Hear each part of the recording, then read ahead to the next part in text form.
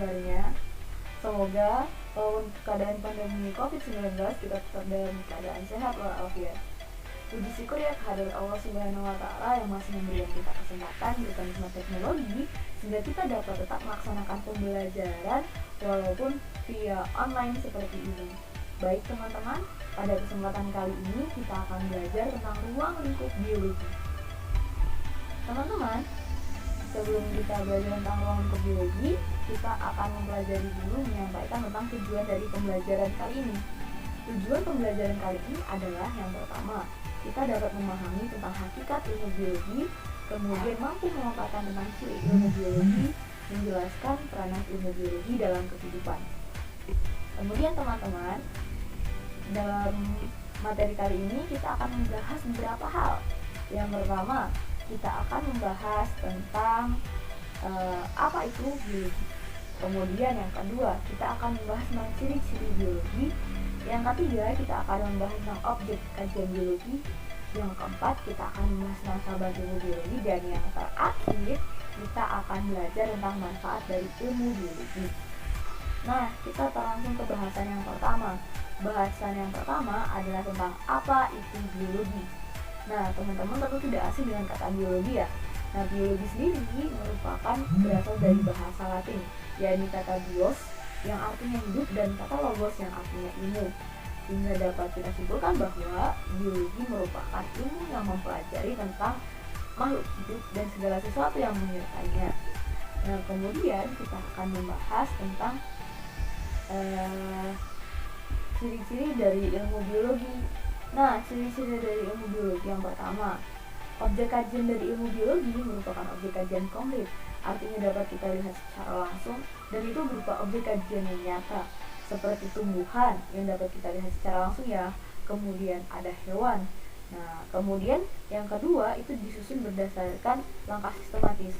Dalam ilmu biologi ditemukan berbagai macam persoalan dan permasalahan dalam kehidupan. Nah, untuk menyelesaikannya, maka ilmu biologi memiliki solusi, yaitu langkah-langkah yang sistematis dan juga logis yang didasarkan pada pertama melalui pengamatan. Kemudian setelah melalui pengamatan, kita dapat melakukan merumuskan sebuah permasalahan. Selain itu, kita juga menarik hipotesis, kemudian melakukan percobaan dan menarik kesimpulan. Ini merupakan langkah yang sistematis sehingga permasalahan yang kita temukan di alam itu dapat terpecahkan, teman-teman. Nah, kemudian ilmu biologi itu bersifat empiris, artinya dapat dibuktikan, dan kemudian hasilnya bersifat objektif sesuai dengan kenyataan dan juga menggunakan cara berpikir logis, artinya dapat diterima dalam segala sisi gitu. Nah, teman-teman, setelah ini kita akan membahas tentang cabang-cabang ilmu biologi. Nah, ilmu biologi sendiri memiliki cabang-cabang gitu. Karena ilmu biologi mempelajari tentang kehidupan, tentunya kajiannya sangat luas. Nah, ini merupakan beberapa cabang dari ilmu biologi. Yang pertama ada biologi molekuler, di mana biologi molekuler ini merupakan ilmu yang mempelajari tentang molekul yang ada di tubuh kita. Jadi objek kajiannya masih berupa molekul ya. Kemudian ada biokimia. Nah, ini ada fusi antara biologi dan kimia nih. Nah, ini mempelajari tentang proses-proses kimia yang terjadi dalam tubuh kita. Objek kajiannya masih berupa molekul ya. Kemudian ada genetika. Nah, genetika ini adalah ilmu tentang pewarisan sifat yang ada dalam diri kita, nanti meliputi gen, DNA, dan sebagainya. Ini masih masuk ke dalam kajian tingkat molekul. Nah, kemudian ada sitologi. Sitologi ini ilmu yang mempelajari tentang sel, bentuk sel, kemudian segala sesuatu yang ada di sel itu dipelajari dalam histologi. Nah, ini merupakan tingkat kajian berupa sel. Kemudian ada histologi, yaitu ilmu yang pelajari tentang jaringan yang di organisme seperti jaringan. Kalau misalnya pada kita hewan vertebrata ada jaringan ikat, ada jaringan epitel, nah seperti itu. Kemudian ada anatomi tentang bagian-bagian tubuh, ini sudah termasuk ke dalam kajian organ ya. Kemudian ada fisiologi, nah tentang fungsi-fungsi itu bagaimana berjalan dalam tubuh, misalnya bagaimana kita melakukan osmoregulasi. Nah, itu dipelajari dalam fisiologi. Kemudian ada biologi perkembangan yang belajar tentang perkembangan makhluk hidup. Nah, ini adalah tentang cabang-cabang ilmu biologi. Nah, selain yang disebutkan di PowerPoint, ternyata banyak sekali teman-teman cabang ilmu biologi yang lain. Nah, tentunya kita nanti akan mempelajarinya. Nah, teman-teman sekarang sudah memiliki media, dapat mencari di internet atau sumber-sumber yang lain teman-teman, misalnya di buku pelajaran atau di jurnal-jurnal penelitian terbaru. Nah, ini masih banyak. Nah, kemudian ada objek kajian biologi. Nah, biologi ini merupakan cabang yang sangat luas, sehingga objek kajiannya juga merupakan objek kajian yang sangat komplit gitu. Mulai dari molekul, ya nih, tentang kita nanti akan mempelajari tentang bagaimana itu struktur yang menyusun makhluk hidup, seperti atom, kemudian ion-ion, vitamin-vitamin ini di tingkat molekul. Nah, kemudian kita akan molekul ini akan membentuk sebuah fungsi gitu. Ketika dia bergabung membentuk sebuah fungsi yang nantinya akan membentuk sel. Nah, makanya sel ini sebagai unit terkecil dan fungsional dalam tubuh makhluk hidup. Nah, karena dia merupakan unit yang paling kecil yang mampu melakukan fungsi gitu. Kemudian sekumpulan sel yang memiliki bentuk dan fungsi yang sama akan membentuk sebuah jaringan. Nah, jaringan ini yang ada pada makhluk hidup seperti ini, jaringan epitel yang tersusun atas sel-sel gitu yang sama gitu.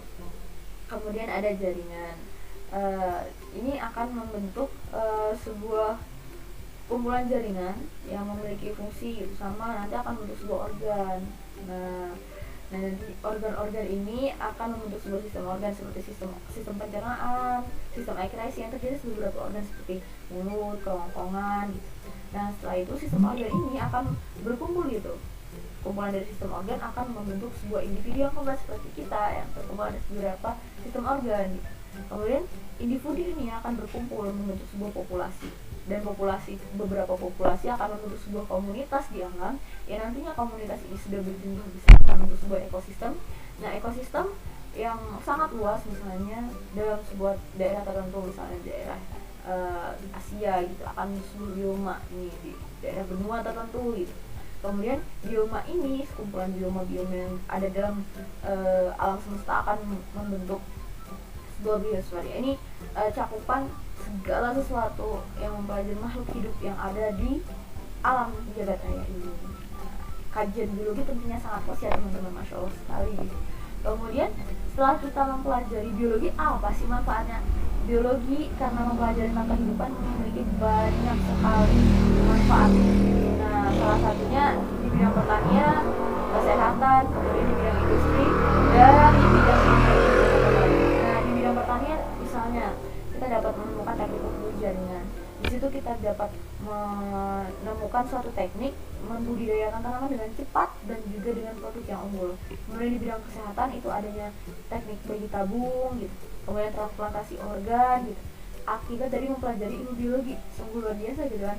Kemudian di bidang industri misalnya, di bidang industri kita dapat menemukan sumber-sumber makanan baru, misalnya ada nata de coco, kemudian kecap, tempe, yogurt, dan lain-lain gitu.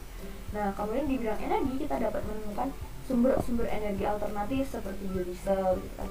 Sungguh luar biasa ketika kita mempelajari ilmu biologi.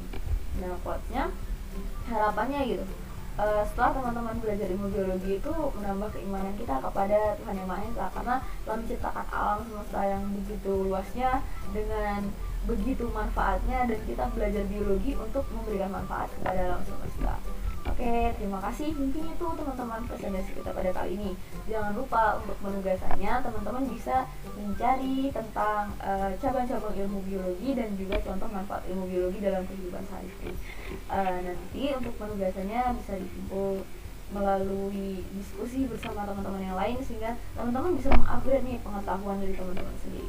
Mungkin sekian yang dapat saya sampaikan. Saya akhiri. Wassalamualaikum warahmatullahi wabarakatuh.